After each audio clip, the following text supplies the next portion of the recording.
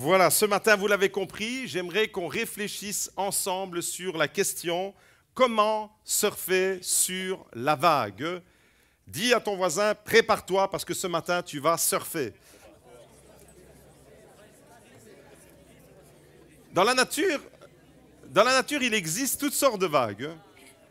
Il y a des petites vagues, il y a des grandes vagues, il y a des vagues moyennes, il y a des vagues qui sont impressionnantes. Il y a un pays non loin de chez nous, en Europe, en Méditerranée, enfin plutôt sur le versant atlantique, qui s'appelle le Portugal, où il y a les plus grandes vagues qu'on peut voir et qu'on peut expérimenter au monde. Des vagues qui vont jusqu'à 30 mètres de haut. Vous imaginez ? Et il y a des vagues de toutes sortes de nature. Il y a des vagues plaisantes. Je me souviens quand j'étais ado, il y avait une mode, un effet de mode vestimentaire et musical qui s'appelait la New Wave. New Wave? Ouais, c'est une nouvelle vague, hein, c'est ça. Et il y a des vagues plaisantes, et puis vous vous rappelez malheureusement de ces images désolantes de l'Asie du Sud-Est avec le tsunami qui est aussi une vague destructrice. Et il y a comme ça dans la nature des vagues de différentes réalités. Il y a des grandes, des petites, il y a des vagues sur lesquelles on s'amuse en vacances avec les enfants, avec un petit canoë. Et puis il y a des vagues pour les professionnels du surf, et il y a des vagues de joie, et il y a des vagues qui nous font verser des larmes, et des vagues dévastatrices. Il y a aussi des vagues au sens figuré. Il y a toutes sortes de vagues. Il y a des vagues, peut-être celles que nous subissons, des vagues où on a l'impression d'être le point de mire de l'ennemi, et on reçoit des vagues, vague sur vague, vague sur vague, des coups sur coups, et on a l'impression que nous sommes le punching ball où l'ennemi est en train de taper, et on reçoit comme ça des coups sur coups, des vagues à répétition qui ont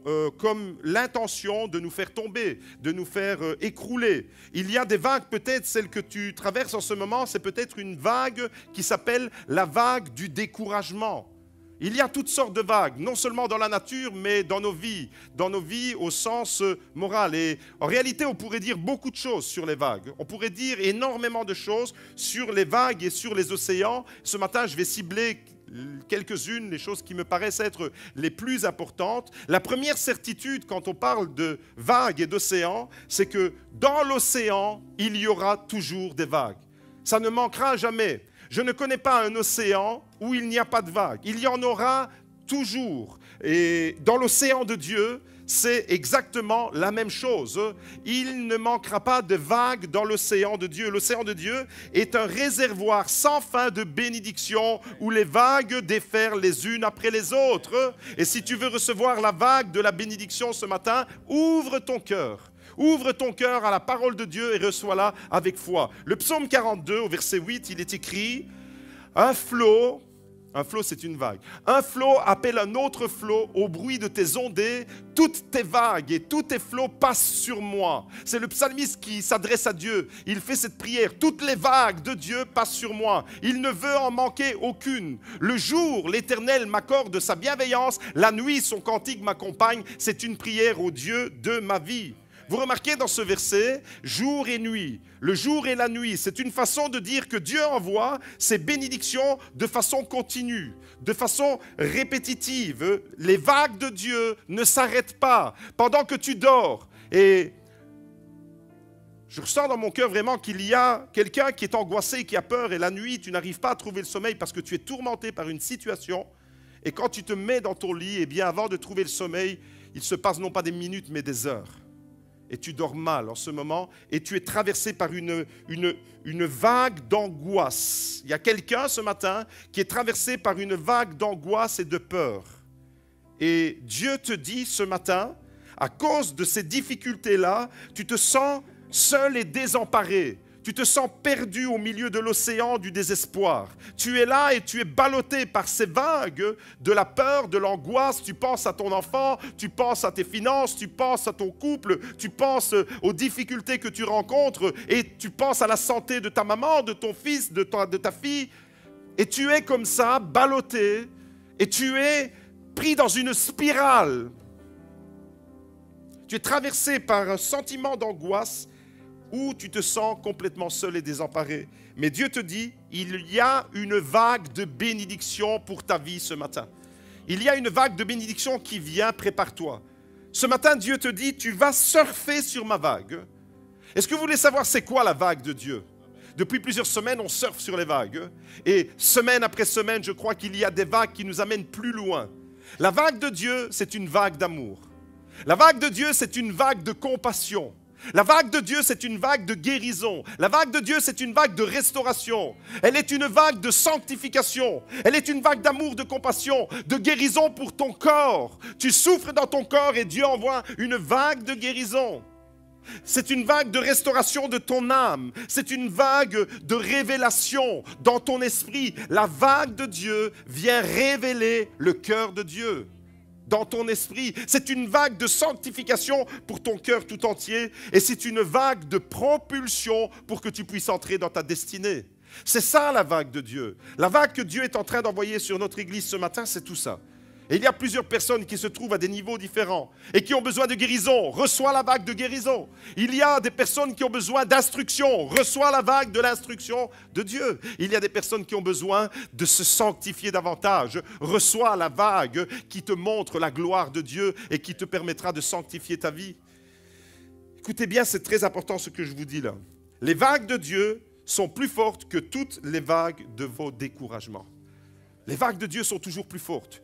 Tu as été traversé, et tu es traversé encore en ce moment, par des vagues de découragement. Mais les vagues de Dieu sont nettement supérieures et plus fortes. Faites tout simplement confiance au Créateur des vagues. Il y en aura en profusion, il y en aura pour chacun, il y en aura pour tout le monde. Amen, amen, amen. Au revoir et merci, on se voit la semaine prochaine.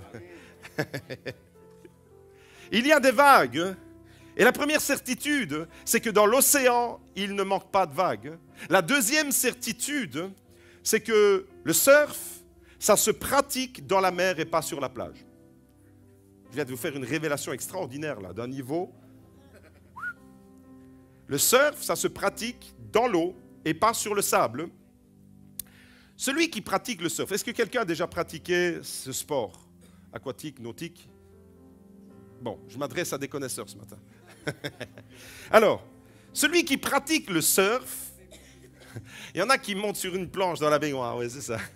Alors, celui qui pratique le surf cherche le bon endroit où la vague arrive.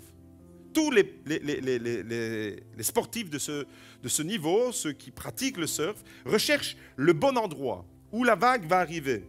Les surfeurs du monde entier rêvent de la vague.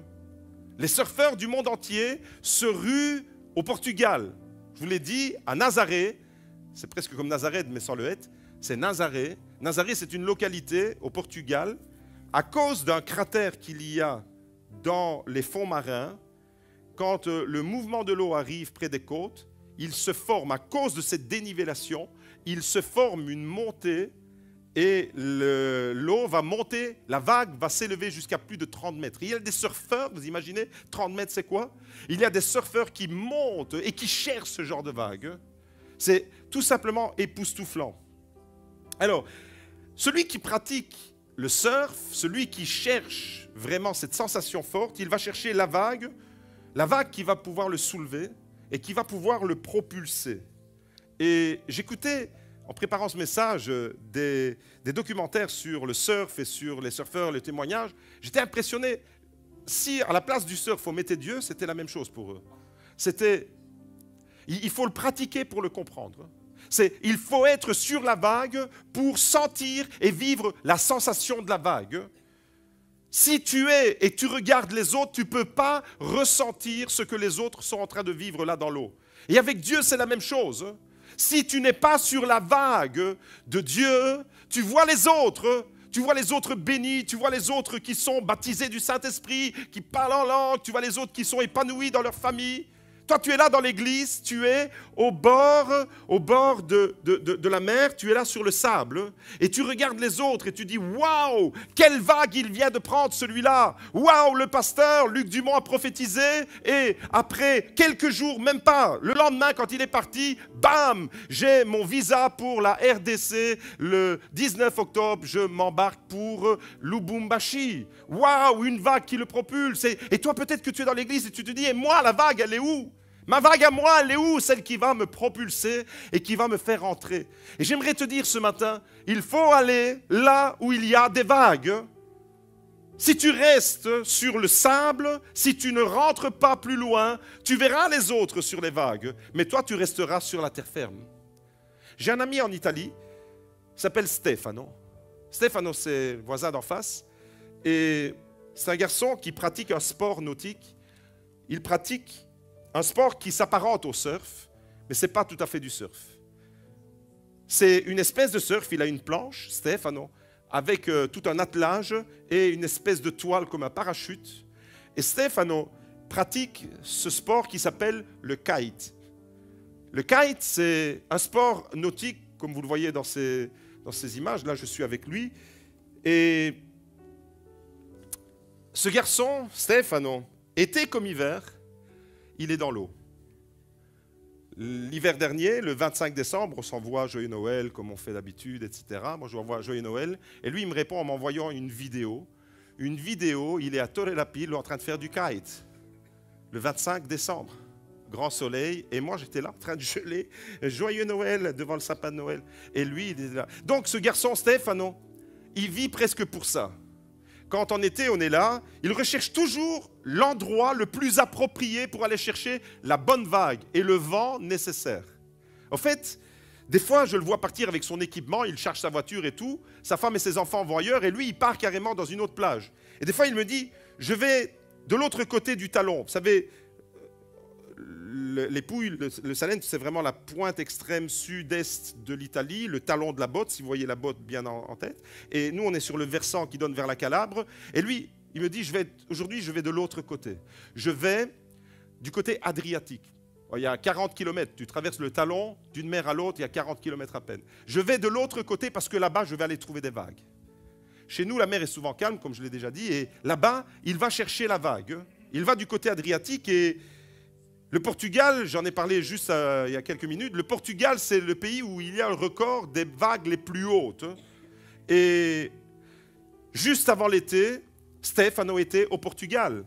Et il était content de me montrer les vagues de 7, 8, 10 mètres des fois sur lesquelles il était avec son kite. C'est un garçon qui va chercher la vague là où elle est. Vous avez compris? Maintenant, vous prenez ça et vous le transposez au niveau spirituel.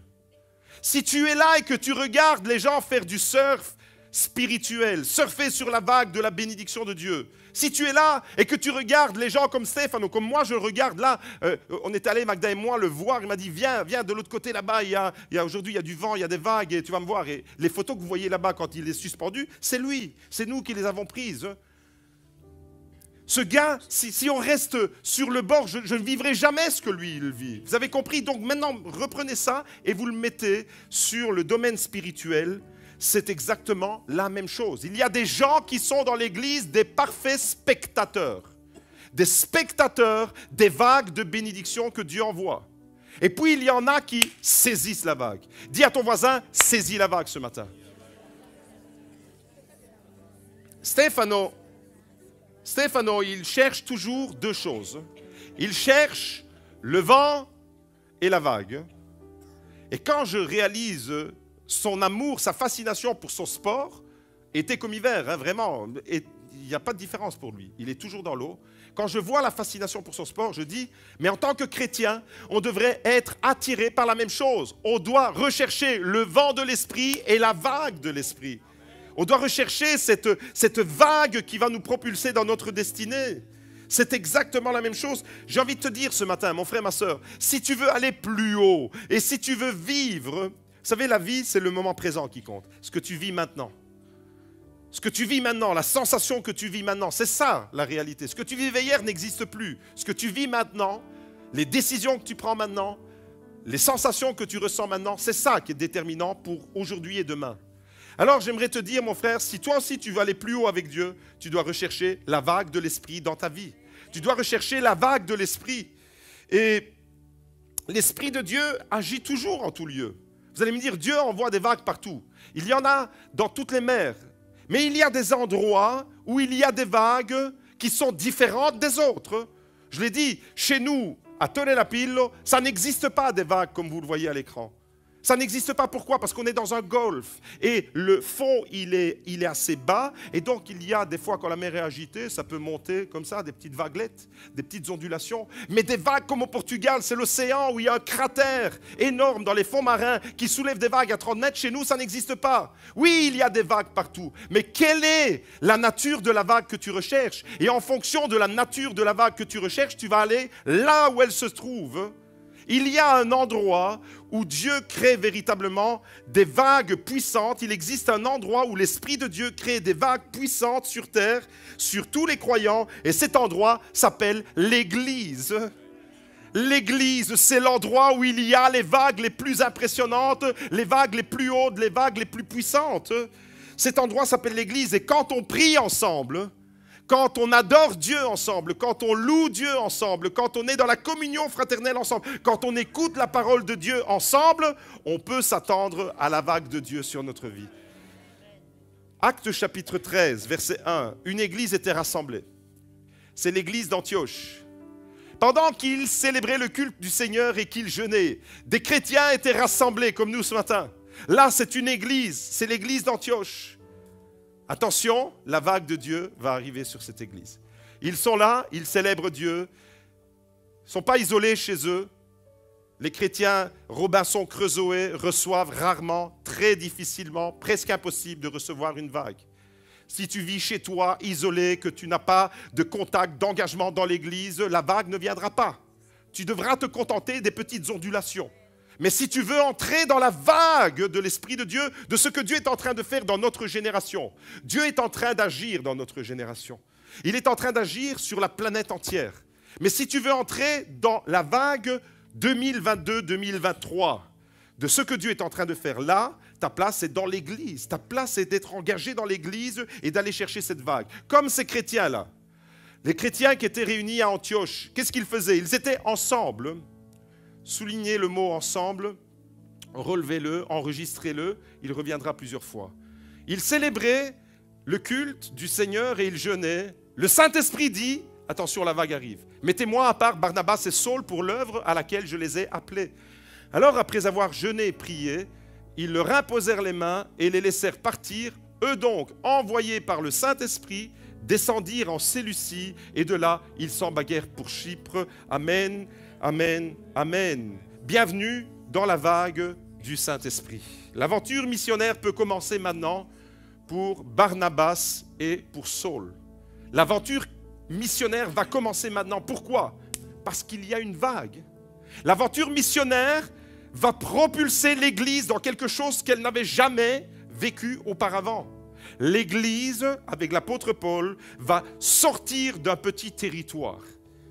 L'Église était à Jérusalem et puis ça a été un peu plus loin. Mais maintenant, la mission pour partir et pour traverser la Méditerranée et amener l'Évangile jusqu'à la capitale de l'Empire, Rome, est arrivée. Pourquoi? Parce qu'il y avait des chrétiens qui ont saisi la vague. Vous comprenez? Il y a une Église qui va être propulsée et il y a le royaume de Dieu qui va pouvoir se manifester. J'aimerais vous dire ce matin, quand tous les chrétiens recherchent la gloire de Dieu, le résultat, c'est que la vague de l'Esprit va se transmettre, va se jeter sur l'Église. Elle va déferler sur vous. Quand on est ensemble à rechercher non pas nos propres intérêts, non pas à essayer d'avoir raison, à se faire valoir, à revendiquer un ministère. Ah, moi, je veux faire ci, je veux faire là, et le pasteur m'empêche, etc. Et tu vas contaminer l'Église en disant ça. Quand tu vis les choses pour la gloire de Dieu, quand on vit les choses ensemble pour la gloire de Dieu et pas pour la gloire de l'être humain, alors la vague de l'Esprit, elle vient. Et là, qu'est-ce qu'ils faisaient à Antioche? Ils étaient rassemblés, ils célébraient le culte du Seigneur, ils jeûnaient, ils cherchaient la face de Dieu. Quand tu cherches la face de Dieu, la vague se jette sur l'Église. Et là, il y a quelque chose, il y a une envergure, il y a une propulsion. C'est comme s'il y avait Tu vas être propulsé, Église GLC Beaudour, si tu prends la vague de Dieu, tu vas être propulsé. Barnabas et Saul ont été propulsés dans leur destinée de missionnaires. Il y a donc cet endroit qu'on appelle l'Église, qui est le lieu privilégié où Dieu envoie des vagues. Les surfeurs du monde entier vont à Hawaï, vont au Portugal, ils vont un peu partout chercher les lieux où il y a les meilleures vagues. Et si toi tu veux voir la vague de l'Esprit de Dieu te propulser dans ta destinée, c'est ici que ça se passe. Dis à ton voisin, c'est ici que ça se passe. 2 Timothée chapitre 2 verset 22. 2 Timothée chapitre 2 verset 22.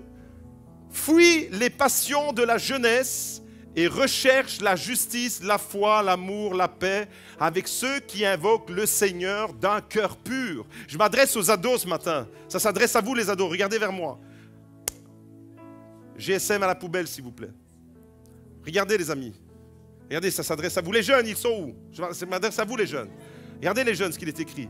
Fuis les passions de la jeunesse. Je m'adresse à ceux qui sont déjà vieux mais qui se considèrent encore comme jeunes.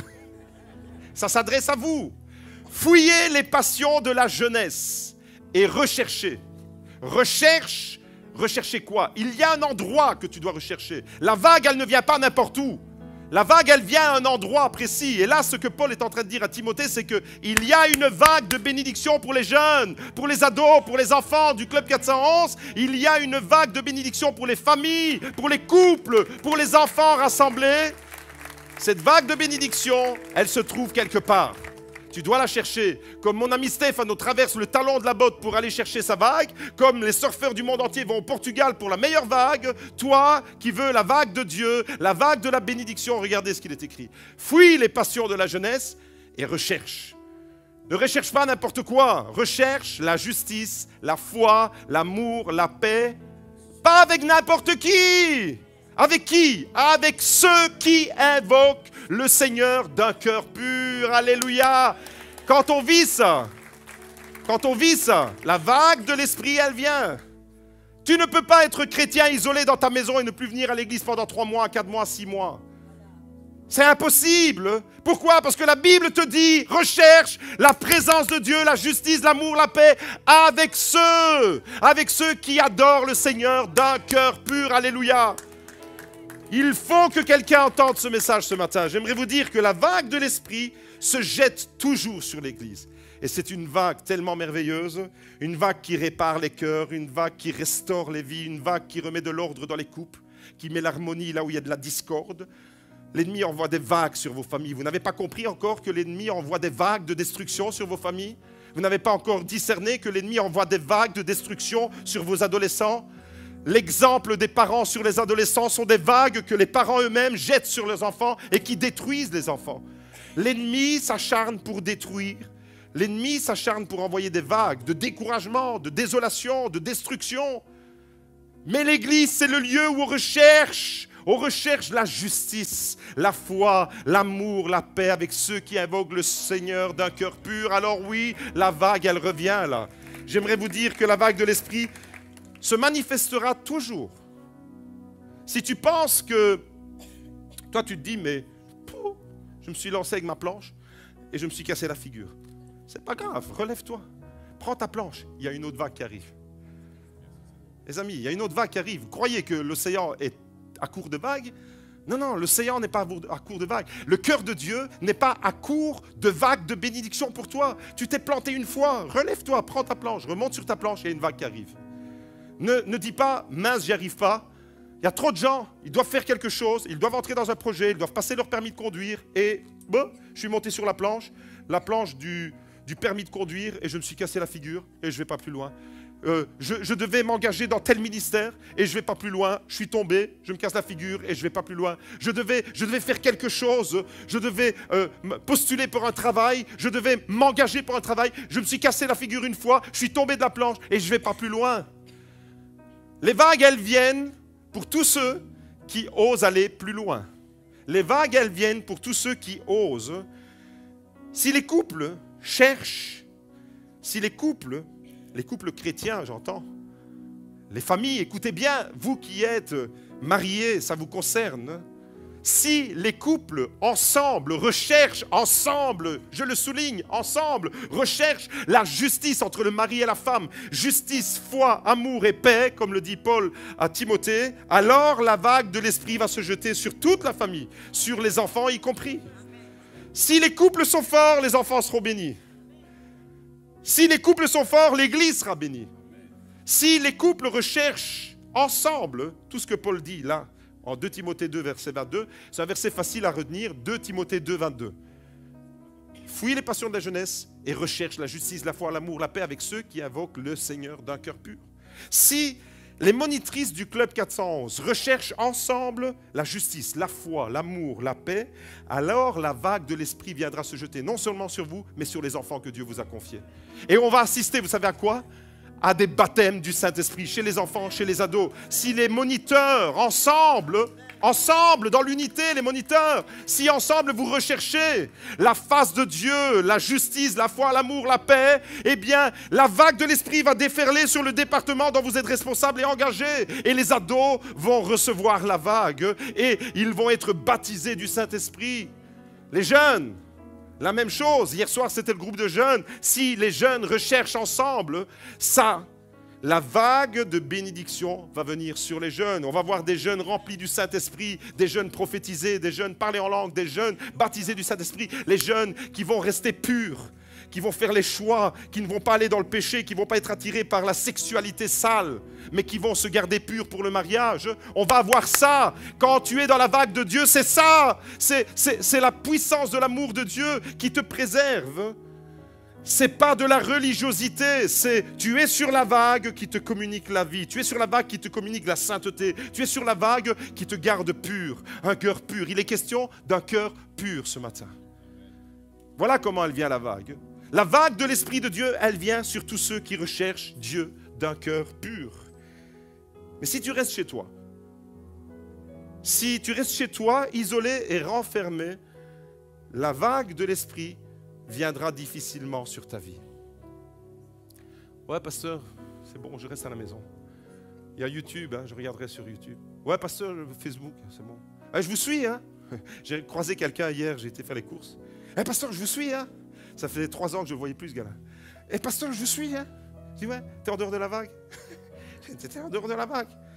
Viens là où il y a la vague. Viens là où on recherche.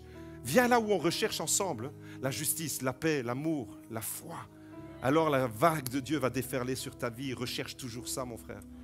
J'aimerais vous dire que si vous fréquentez des endroits, si tu fréquentes des endroits peu recommandés, si par exemple, le samedi soir, en boîte de nuit, tu vas danser, écoutez bien, j'ai fait une petite poésie avec ça. Si le samedi soir, en boîte de nuit, tu vas danser, et le dimanche matin, tu viens louer la vague de l'Esprit, tu vas certainement manquer. Je répète, en dehors de la poésie maintenant. Si tu vas dans des endroits sales, si tu vas, une mini-jupe, tu danses, tu te donnes à fond, tu ne sais pas ce qu'on a mis dans ton cocktail, un petit cachet, il y a des drogues, les drogues des violeurs et tout le bazar. Tu as peut-être été violé samedi soir et tu n'en sais rien. Dimanche matin, tu viens, alléluia. Si le samedi soir, tu vas danser en boîte de nuit et le dimanche matin, tu viens louer la vague de Dieu, tu vas louper. Vous comprenez ? Préserve-toi, jeunesse, préserve-toi. Garde un cœur pur avec les gens. Avec qui ? Avec ceux qui recherchent la justice, la vérité, l'amour.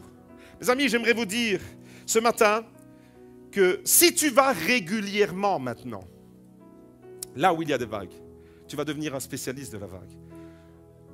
Tu vas te casser la figure peut-être une fois. Tu ne vas pas comprendre. Tu vas observer ceux qui...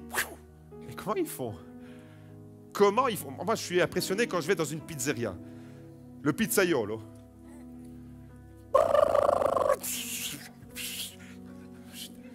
Et après, il te sert ça, royalement, une pizza, surtout pas avec des ananas, parce que je le déclare ce matin. Je déclare ce matin que les pizzaiolos qui mettent des ananas sur la pizza sont déchus de la nationalité italienne. C'est une profanation de la nourriture, de la sainte nourriture. Mais je suis impressionné. Alors j'arrive dans ma cuisine, je dis Magda, vas-y, allez, mélange la pâte là. Et je lance en l'air et je vois de la farine partout. Et je dis, laisse tomber, c'est pas bon. Je suis même impressionné par ceux qui savent faire les crêpes. Tu fais 50 crêpes, bam, ça retombe vraiment un équilibre parfait. Tu regardes, paf, la crêpe collée au plafond. Au début, ça peut arriver que tu regardes celui qui surfe et tu te dis, mais moi je me casse toujours la figure. Moi je tombe, c'est pas grave.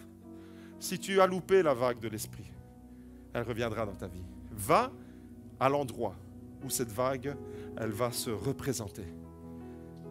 Si en boîte de nuit tu vas danser et le dimanche matin tu viens louer, la vague de Dieu tu vas louper.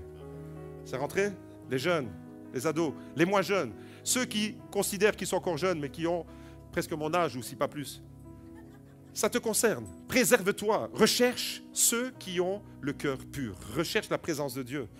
Si tu vas régulièrement là où, justement, ce que je suis en train de dire, c'est que si tu vas régulièrement là où des hommes et des femmes recherchent le Seigneur de cette façon-là, tu peux être sûr et certain. C'est une certitude. C'est vraiment une conviction profonde que j'ai qui vient de la parole de Dieu. Si tu recherches cet endroit, la vague de Dieu, elle vient sur ta vie. La vague de Dieu, elle vient sur ton couple. La vague de Dieu, elle vient. Vous savez, l'ennemi, comment il fait? Il envoie des vagues pour éloigner les gens de l'église. Je les repère, moi, les chrétiens dans l'église, qui prennent un peu de distance. Vous savez, c'est quoi un chrétien qui prend une distance? C'est un chrétien qui est en train d'être emporté par une vague, mais pas de Dieu. C'est un chrétien qui est en train d'être ballotté par une vague de l'ennemi, qui t'écarte. C'est un chrétien, une chrétienne qui reçoit une vague qui est en train de le faire partir à la dérive. J'en ai trop connu. J'en connais de trop des chrétiens comme ça, qui subissent les vagues sans se rendre compte qu'elle ne vient pas de Dieu. Elle vient de l'ennemi. Mais si tu recherches, la vague de Dieu, elle t'amènera toujours là où on recherche Dieu de cette façon. Si tu crois être un homme de Dieu, une femme de Dieu, tu reviens là où il y a la vague de l'Esprit. Peut-être que pendant un temps, tu t'es égaré, mais tu reviens là où l'Esprit de Dieu se manifeste. Le feu de Dieu, la vague de Dieu, merci, la Pentecôte, on est des chrétiens de Pentecôte, nous croyons dans la puissance du Saint-Esprit, nous croyons dans l'effusion du Saint-Esprit, nous croyons dans les dons spirituels, nous voulons être cette église qui pratique les dons spirituels, la prophétie, le parler en langue, les dons tels qu'ils sont décrits dans la parole de Dieu. Eh bien, le feu de Dieu, la vague de l'Esprit, la Pentecôte vient toujours là où l'église est rassemblée. Actes chapitre 2. On découvre ensemble, Actes chapitre 2. Lorsque le jour de la Pentecôte arriva, ils étaient tous ensemble dans le même lieu. Vous savez où ils étaient? Ils étaient là où il y a une vague qui va bientôt arriver. Tous ensemble dans le même lieu. Le jour de la Pentecôte. Quand on est tous ensemble dans le même lieu, la vague de Dieu, elle va arriver, c'est sûr et certain. Tout à coup. Des fois, c'est prévisible une vague, et des fois, c'est imprévisible. Et là, elle était comme prévisible parce qu'annoncée par Jésus, mais imprévisible parce que ça vient d'un coup. Tout d'un coup, il vint du ciel un bruit comme celui d'un souffle violent qui remplit toute la maison où ils étaient. Bienvenue à la vague de Dieu. Tout d'un coup, la vague, elle déferle sur l'église. Tout d'un coup, il se passe quelque chose là. Des langues qui semblaient de feu et qui se séparaient les unes des autres leur apparurent. Elles se posèrent sur chacun d'eux. Ils furent tous remplis d'Esprit Saint et se mirent à parler en d'autres langues selon que l'Esprit leur donnait de s'exprimer, tous ensemble dans le même lieu. Et la vague de l'Esprit va déferler sur l'église. Ici, maintenant, on est à Jérusalem. On n'est plus à Antioche comme le texte précédent. Et c'est exactement la même chose. Là où l'église est rassemblée, là où il y a des jeunes, des moins jeunes, des enfants, des moniteurs, des monitrices, là où il y a des parents, là où il y a des enfants, là où il y a des papis, des mamies, des nonos et des nonas, des nonas et des nonas, il y a toujours la présence de Dieu. Il y a toujours la vague de Dieu. Notez qu'il est écrit tous ensemble dans le même lieu. L'ennemi voudra toujours t'isoler. L'ennemi voudra toujours t'envoyer une vague qui t'égare. Mais tous ensemble dans le même lieu, mon ami Stefano, il recherche le vent et le lieu où il y a les meilleures vagues pour pratiquer le kite. Mais il ne recherche pas tout seul. Il est entouré d'amis qui ont la même passion que lui. C'est ça l'église, non? Moi, quand je l'entends parler de son sport et tout, quand je suis là-bas à Tonne-la-Pile, je dis, mais toi, si je transpose tout ce que tu me dis par rapport au kite, j'ai ma prédication pour le 25 septembre 2022, j'ai ma prédication. Parce que spirituellement, c'est exactement la même chose. Si maintenant, au lieu du kite, on met Dieu, et si au lieu de Stéphano, tu mets ton nom, et si au lieu des amis de Stéphano, tu mets les frères et les sœurs de l'Église, tu as exactement ton programme pour la vie spirituelle. Recherchez là où il y a du vent, là où il y a des vagues, avec les bonnes personnes. Les fréquentations dans la Bible sont tellement importantes parce qu'une mauvaise fréquentation, ça t'égare. N'écoute jamais quelqu'un qui te dit « Ne va pas le mardi à l'étude biblique, ça ne sert à rien, il ne faut pas exagérer. » Il est en train de jeter sur toi une vague de destruction, une vague de découragement, une vague que l'ennemi t'envoie. La Bible dit recherche ces choses-là. N'écoute pas quelqu'un qui te donne un conseil qui va à l'opposé de ça. J'ai entendu des chrétiens dire « Il ne faut pas faire de trop, il ne faut pas aller, c'est bon, allez, tu y vas de temps en temps le dimanche, c'est assez. N'en fais pas de trop. » Chaque fois qu'il y a quelqu'un qui profère des paroles comme ça, il est en train de créer une vague d'égarement pour ceux qui l'écoutent, une vague de destruction. Vous entendez? La Bible nous dit, recherche ces choses-là, recherche la présence de Dieu, recherche avec ceux qui ont un cœur pur, recherche ces choses-là.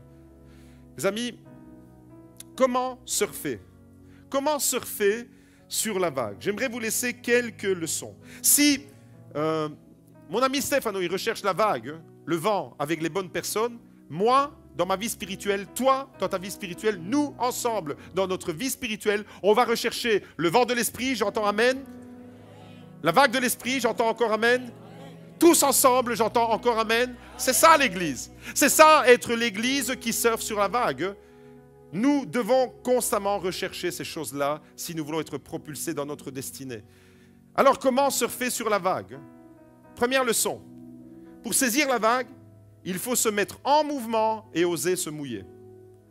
Tu oses te mettre en mouvement, tu oses te mouiller, tu te mets en mouvement et tu vas aller chercher la vague.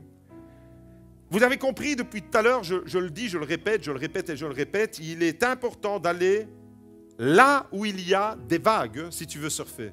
Tu ne vas pas aller à la montagne si tu veux surfer. Ouais, tu peux faire du snowboard, tu peux faire du ski, mais ce n'est pas le surf.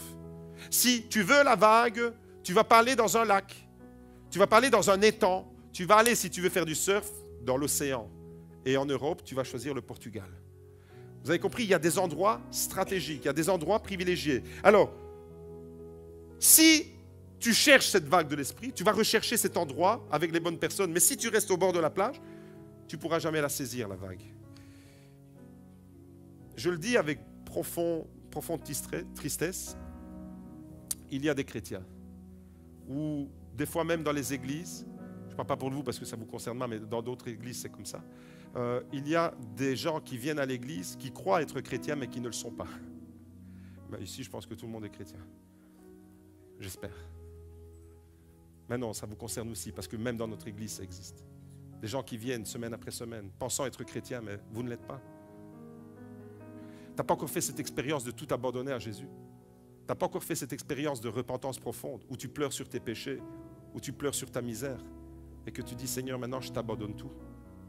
Non, tu viens pour le fun, mais tu n'as encore rien compris. Et ça fait peut-être des années que tu viens. La vague de l'esprit, en réalité, il y a des chrétiens qui viennent à l'église et qui restent au bord de la mer. Tu regardes les autres et tu dis, waouh, il est béni. Waouh, le pasteur avec sa famille, ils sont bénis. Vous ne connaissez rien des épreuves qu'on traverse. Si vous connaissez ce qu'on veut bien vous faire voir. Et vous dites, waouh, celui-là, il est béni. Waouh, ministère de Luc Dumont, il est béni. Waouh, les autres. Vous êtes spectateurs en réalité. Vous n'êtes jamais sur votre planche pour surfer spirituellement. Vous êtes toujours des admirateurs des autres surfeurs spirituels. Oh! C'est toi que Dieu attend sur la vague de l'esprit. Ce n'est pas quelqu'un d'autre. Dis-le à ton voisin. Va prendre ta planche, dépêche-toi. La planche, vous savez c'est quoi?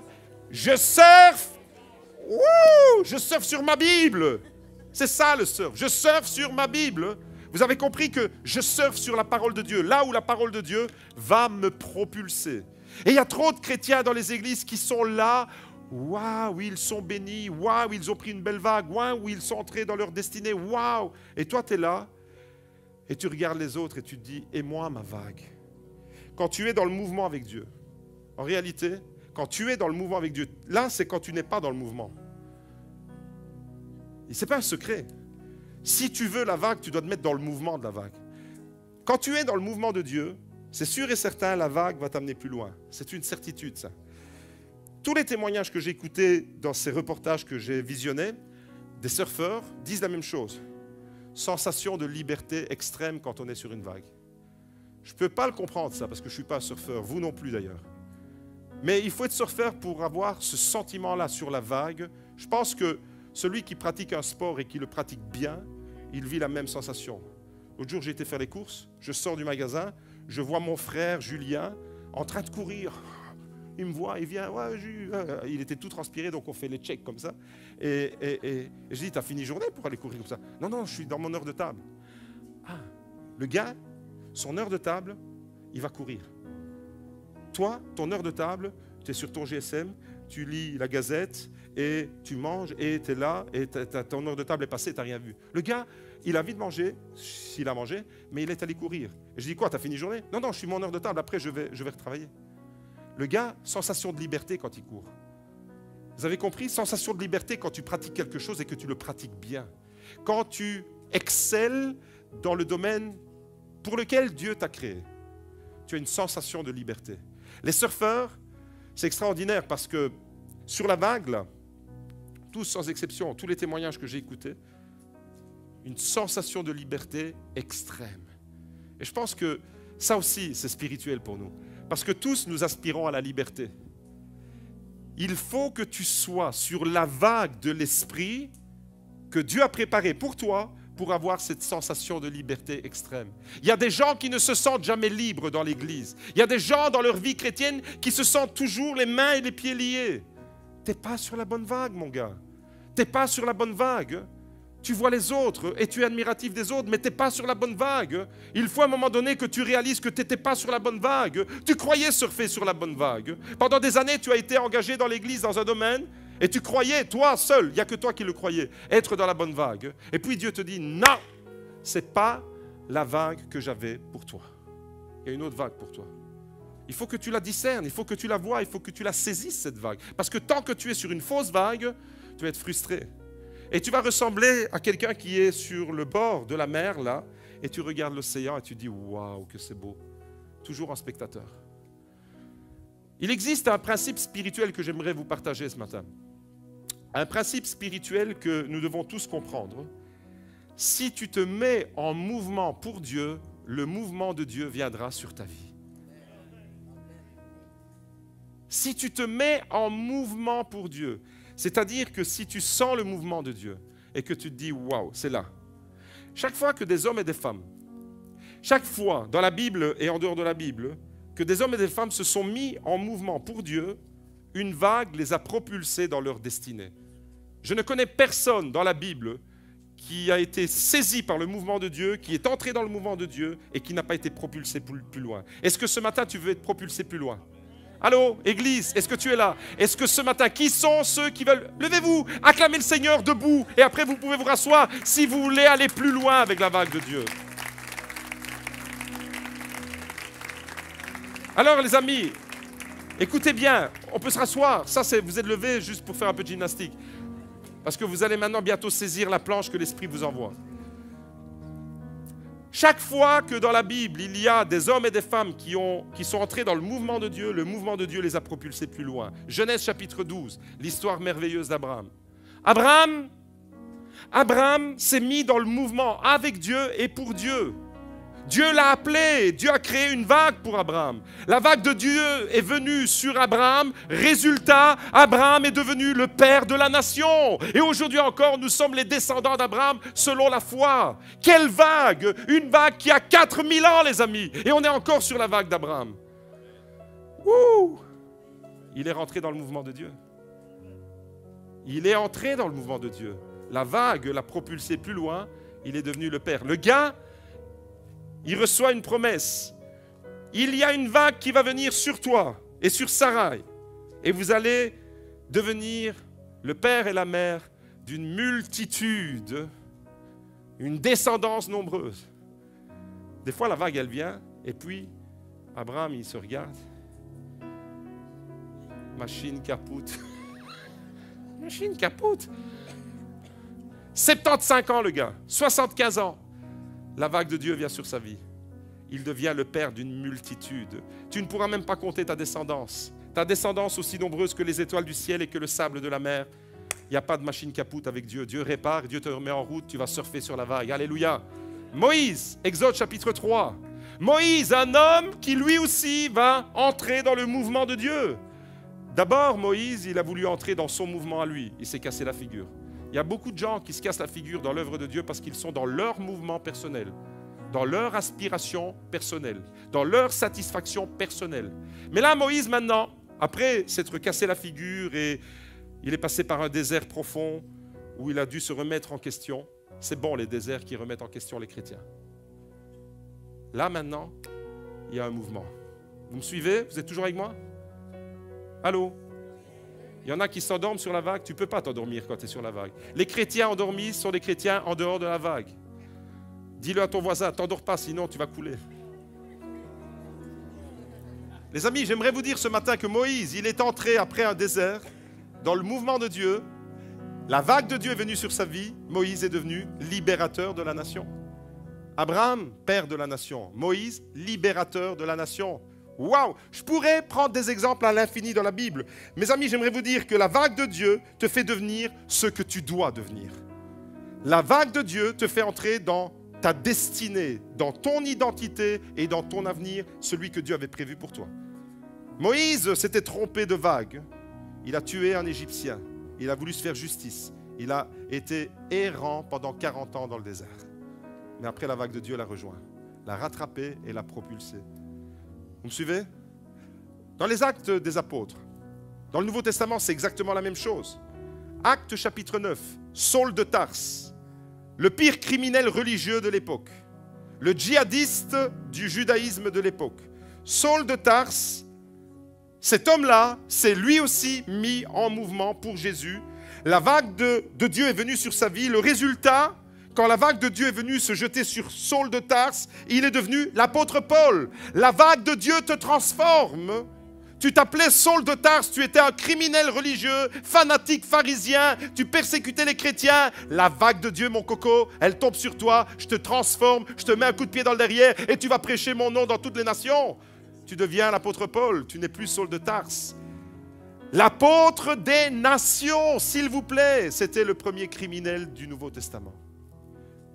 Ce gars, il a implanté des dizaines d'églises. Il a fait des voyages missionnaires et aujourd'hui encore, après 2000 ans de christianisme, il est certainement le missionnaire number one que l'Église ait jamais connu. Pourquoi? Parce qu'il s'est mis dans le mouvement avec Dieu. Allô, il y a des chrétiens qui veulent le mouvement de Dieu ou pas? Je prêche à des poissons ou à des êtres humains? Les poissons, ils ne font pas du surf, ils sont dans l'eau. Toi, tu es appelé à surfer sur la vague, mon frère, ma soeur. La vague de Dieu te fait entrer dans ta destinée. Tu l'as compris? En dehors du mouvement de Dieu maintenant, qu'est-ce qui se passe? En dehors du mouvement de Dieu, Actes chapitre 8, on revient un instant s'il vous plaît dans les versets 8. Ça c'était en dehors. En dehors du mouvement de Dieu. Regardez ce qu'il est écrit. On nous donne le portrait de Saul de Tarse. Avant la vague de Dieu. Avant la vague, vous savez où il a reçu? Sur le chemin de Damas. Ça c'était sa vague à lui. Actes chapitre 8, verset 1. Saul approuvait le meurtre d'Étienne. Il y a un chrétien qui se fait défoncer à coups de pierre. On appelle ça la lapidation. Tu meurs parce que des gens te jettent des cailloux sur la figure. Quelle mort atroce, hein? Tu sais pourquoi tu meurs? Parce que tu es amoureux de Jésus. Et Saul de Tarse était là et il se pavanait devant le meurtre d'Étienne, en dehors du mouvement de la vague de Dieu. Actes chapitre 8, verset 3. Saul de Tarse ravageait l'Église.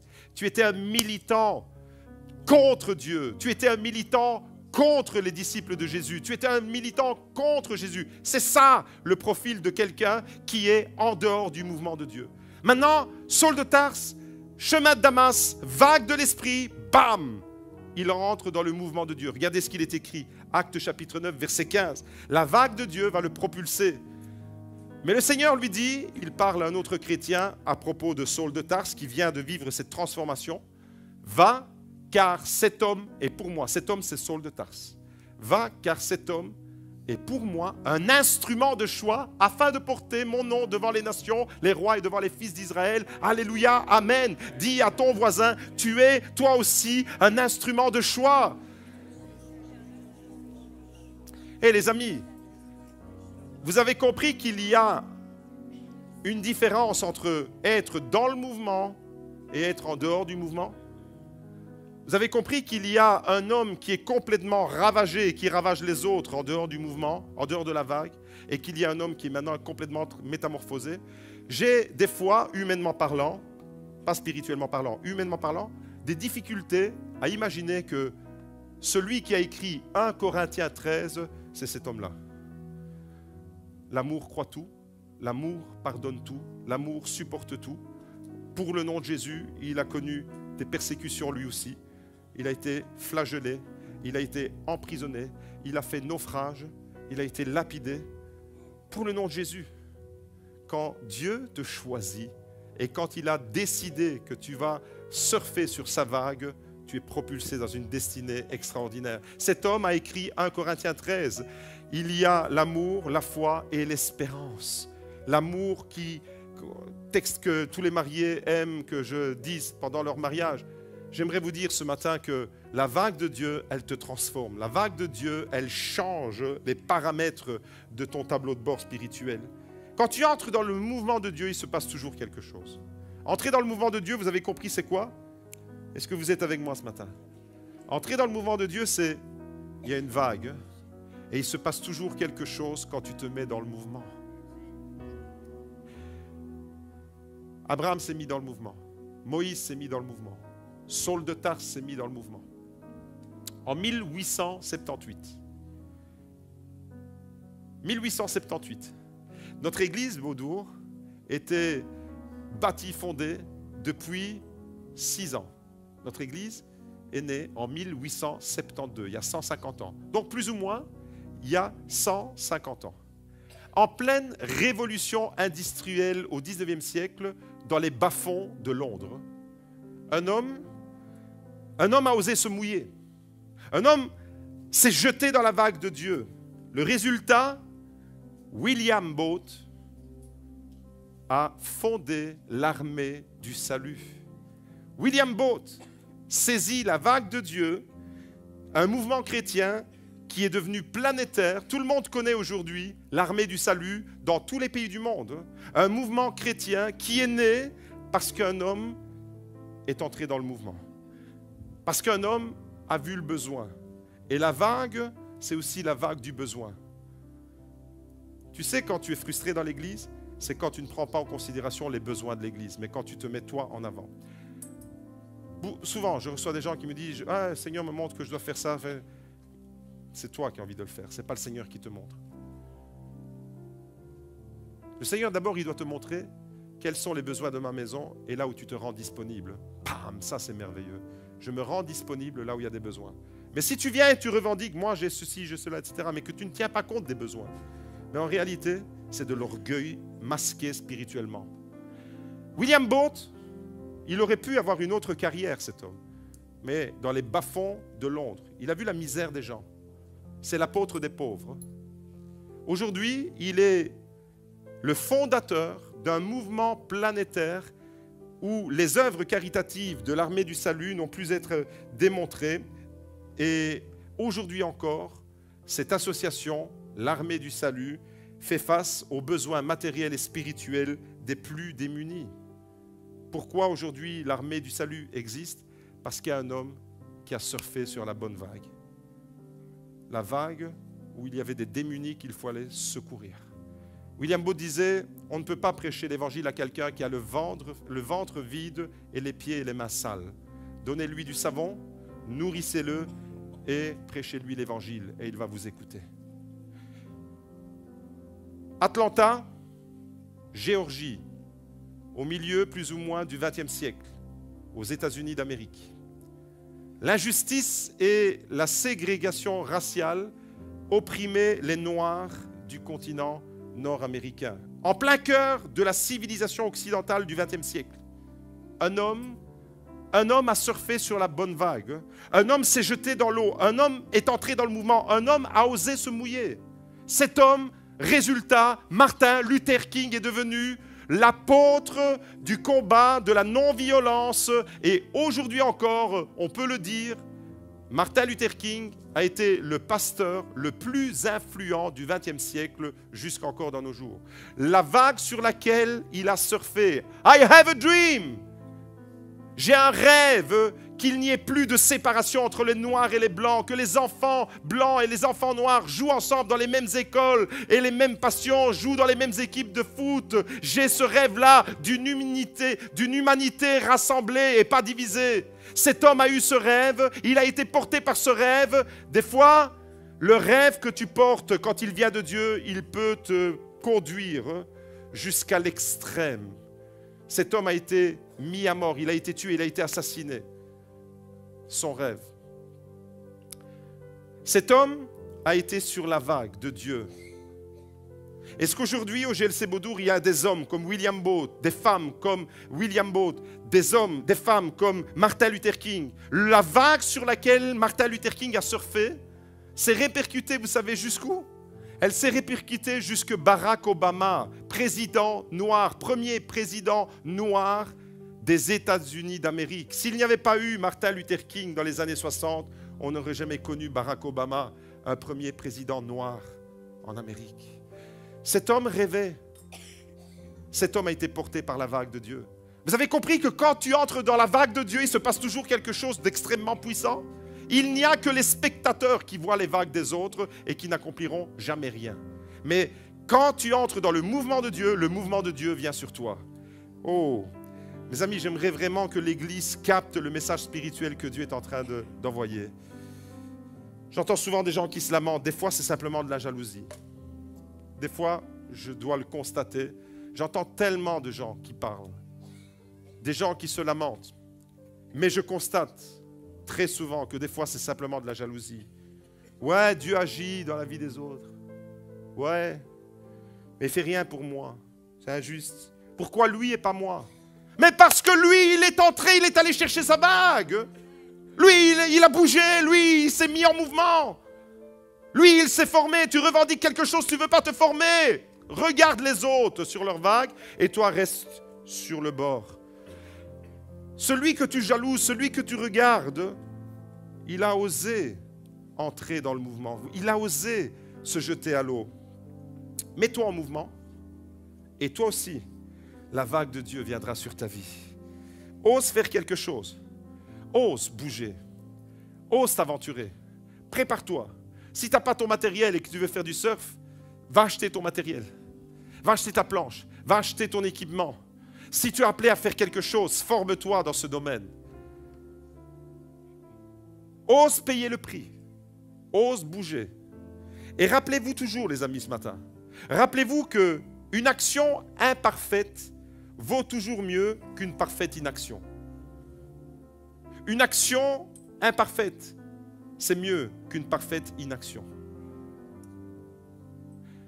Il n'y a que les gens qui rentrent dans le mouvement de Dieu qui reçoivent la vague de Dieu. Deuxième leçon, comment surfer sur la vague. Je vais accélérer un peu. Pour surfer sur la vague, il ne faut pas avoir peur d'être bousculé. Si tu as peur de te mouiller, si tu as peur de tomber, si tu as peur d'être... Tu ne vas pas surfer sur la vague. Surfer sur la vague de Dieu, si tu restes dans ta zone de confort. Si tu te dis, c'est chouette d'être chrétien, je peux continuer à faire ce que je veux, je peux continuer à vivre comme je veux, je peux continuer à avoir mon train de vie à ma manière, et je reste dans ma zone de confort. Si c'est avec cette mentalité-là que tu entres dans la vie chrétienne, pardonne-moi, je m'adresse à des gens même qui sont baptisés, qui ont encore cette mentalité-là. Samedi soir, olé, olé, dimanche matin, alléluia. C'est presque la même chose, mais ce n'est pas tout à fait la même chose. Entre olé, olé et alléluia, ce n'est pas la même chose.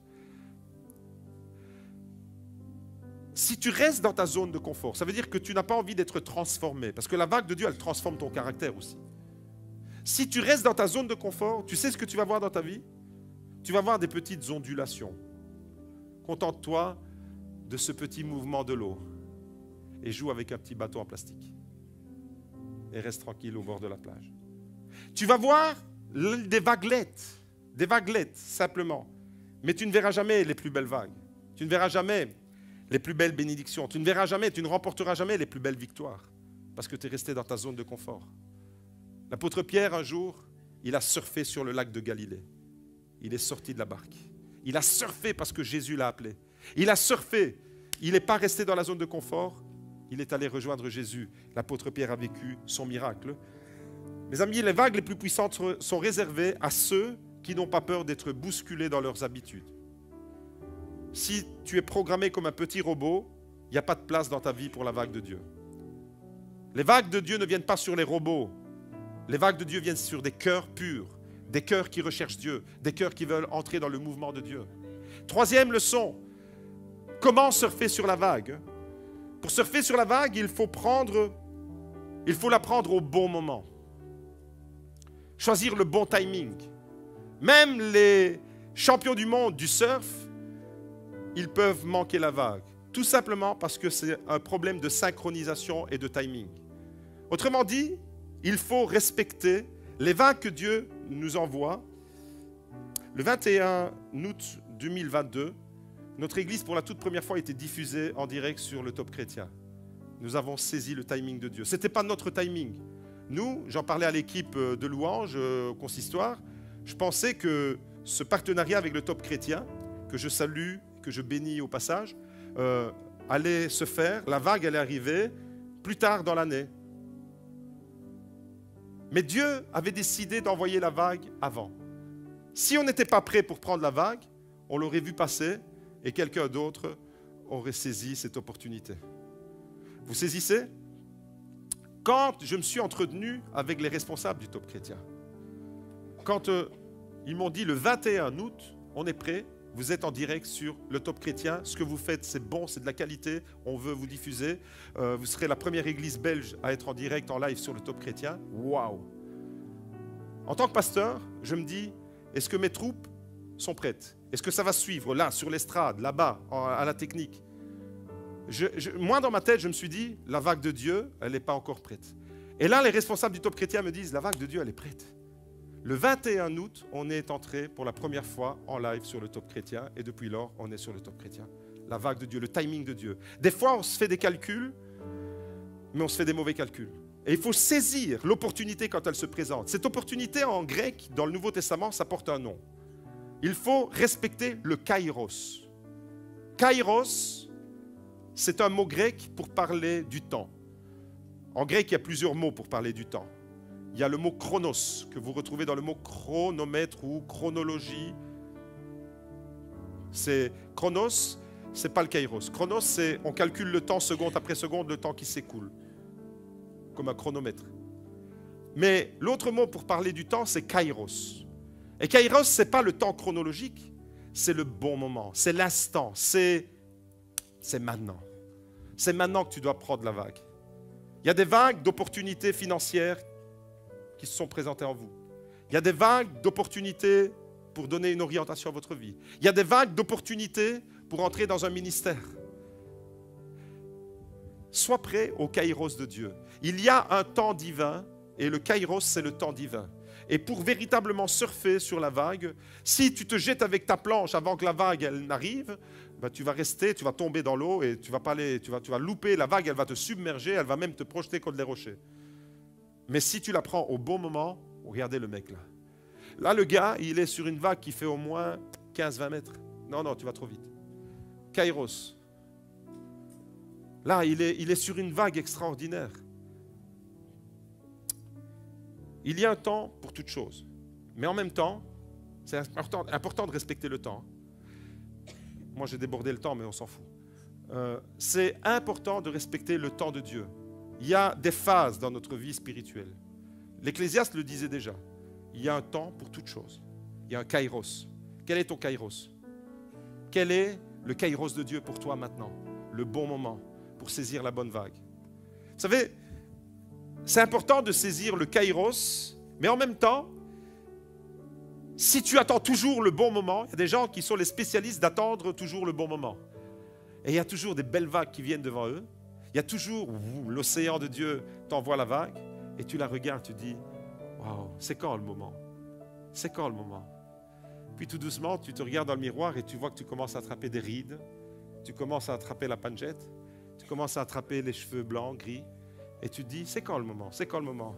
Et puis un jour, Dieu te dira, c'est plus le moment. Le temps est passé. Tu es passé à côté de ta vie, tu as mis d'autres priorités, tu n'as pas vu le kairos pour la vague que j'étais en train de préparer pour toi. Tu n'as pas vu, tu l'as laissé passer. Les années passent, les amis. Les années passent et ta vie maintenant, ce que tu peux faire maintenant, si tu ne le fais pas maintenant, ça ne reviendra plus. Kairos. Alors, Kairos, le temps de Dieu, mais ne repousse pas toujours. Respectez le temps de Dieu, mais osez. Et en réalité, pour entrer dans quelque chose de nouveau et être propulsé, pour saisir la vague de Dieu, il faut deux choses. Il faut premièrement discerner le Kairos, le bon moment. Tu te jettes dans la vague au bon moment, sinon elle te retourne. Sinon, tu n'as rien compris. Discerner le Kairos, le moment.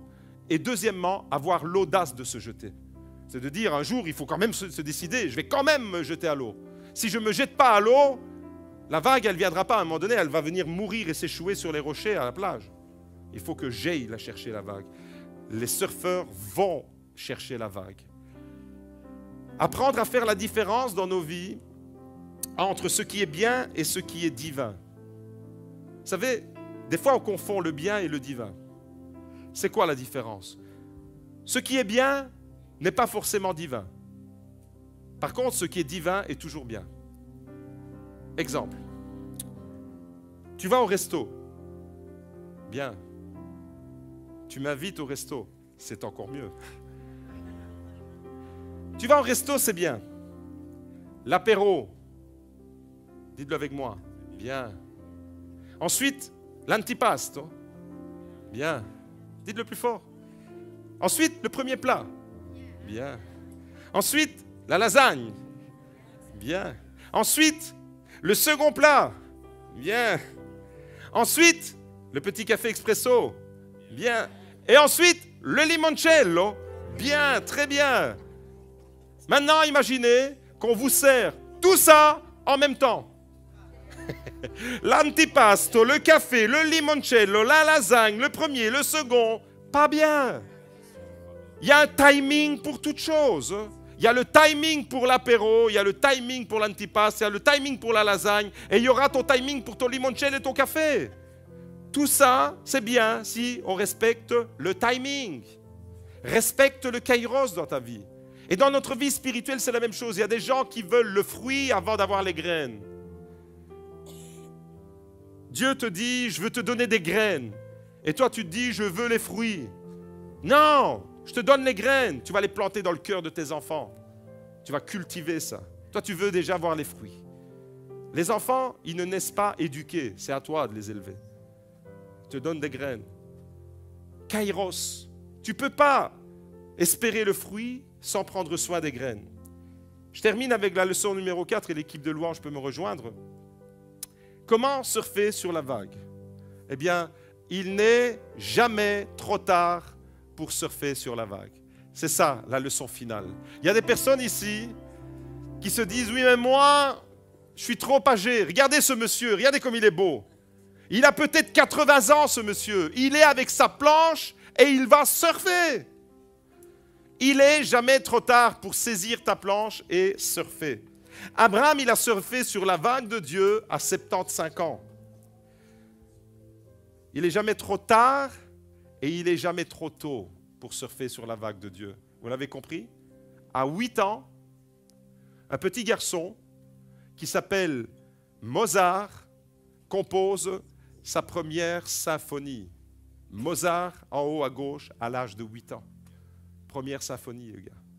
Aujourd'hui, les plus grands musiciens du monde, de la planète entière, jouent sur les symphonies d'un enfant qui avait 8 ans et qui l'a composé quand il avait 8 ans. À l'âge de 13 ans, une jeune fille juive, Anne Frank,